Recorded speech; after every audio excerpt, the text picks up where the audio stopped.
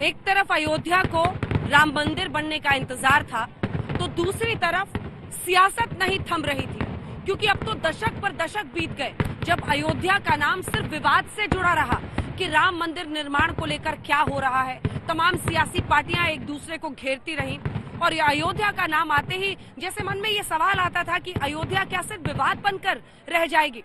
लेकिन उसके बाद से बदलाव हुआ जब यहाँ दीपोत्सव की शुरुआत हो गई।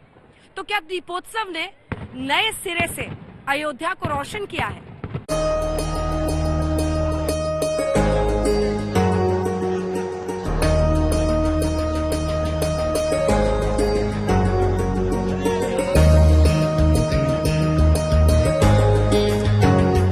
आज अयोध्या दमकती है। आज अयोध्या का वैभव अंतरिक्ष से भी नजर आ जाता है। श्री राम की जन्मभूमि अयोध्या आज आस्था की रोशनी में सराबोर दिखती है। आज के अयोध्या की एक झलक है नैनाभिराम। सोचिए, त्रेता युग में क्या ही वैभव होगा इस धरा का, जहां खुद पधारे होंगे श्री राम।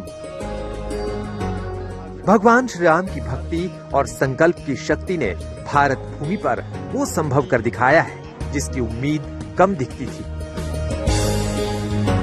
अयोध्या, जो भूमि हिंदुस्तान की सनातन परंपरा, आस्था, भक्ति, श्रद्धा, विश्वास और मर्यादा का स्रोत रही है, वो माटी जहां कभी प्रभु राम पधारे थे, उस पावन भूमि को भुलाया जा रहा था।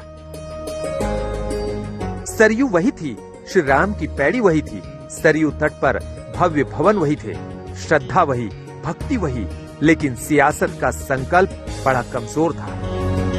जिस राम के आगमन पर अवध कभी दियों से रोशन हुआ होगा, उस अयोध्या में ही वोट की सियासत ने अपने हिस्से पर अंधेरा चुन लिया था। ये अयोध्या, जहां आज पुराने अवध के वैभव की परछाई झलकती है, वो कभी दकियानूसी सियासत के गर्त तले धूल धूसरित नजर आती थी।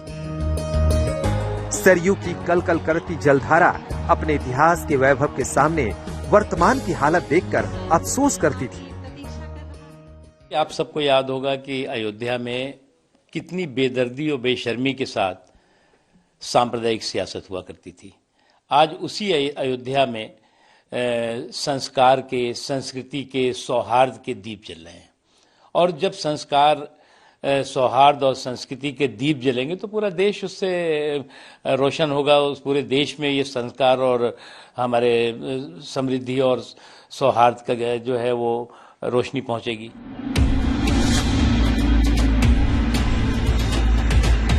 अयोध्या के नाम और श्री राम की पहचान वाले हिंदुस्तान राष्ट्र की संस्कृति, परंपरा और पर्व त्योहार को लेकर क्रांतिकारी बदलाव तब शुरू हुआ था जब उत्तर प्रदेश में योगी आदित्यनाथ की सरकार आई थी।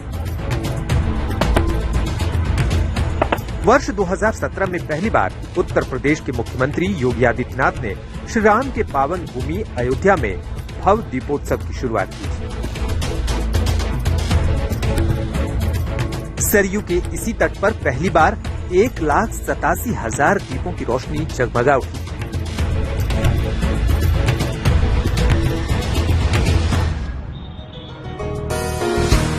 श्री राम की पावन धरा में राम कथा की झांकियां दिखी थी।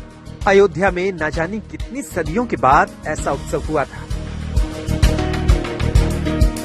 सांप्रदायिकता की बदबू से उमती सियासत को पहली बार श्रद्धा भक्ति के सुगंध का एहसास हुआ था। दीपावली का पर्व समूचे भारतवर्ष। फिर तो साल दर साल अयोध्या में श्री रामोत्सव की भव्यता बढ़ती चली गई। कब के विचार हमेशा जनमानस का कल्याण करते रहेंगे। 2017 में जिस सरयू के किनारे 1,87,000 दिए जले थे, वो सरयू तट 2018 में 3,10,000 दियों की रोशनी से जगमगा रहा था। श्री राम की पावन भूमि पर आस्था का वैभव दोबारा से दमकने लगा तो उसकी रोशनी दुनिया भर तक फैलने लगी और असर हुआ कि अयोध्या से वंश का रिश्ता रखने वाली दक्षिण कोरिया की प्रथम महिला अवध धाम पहुंच गई। वर्ष 2018 में कोरिया की प्रथम महिला किम जुंग सूक अयोध्या के दीपोत्सव का वैभव देखने आई थी, क्योंकि कोरिया की रानी सूरी रत्न यानी हिव होंग ओक का पुश्तैनी वंश अयोध्या से जुड़ा हुआ है।